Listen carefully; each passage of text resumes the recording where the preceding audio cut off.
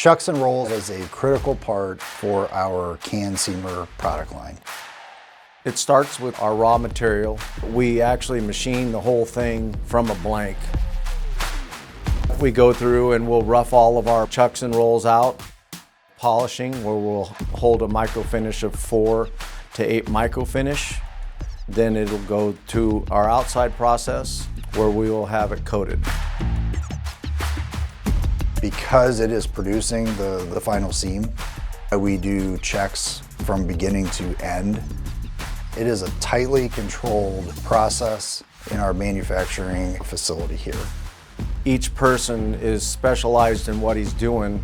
All the people out on the floor, they take a lot of pride in what they do too. There's a reason why our quality stands out above the rest.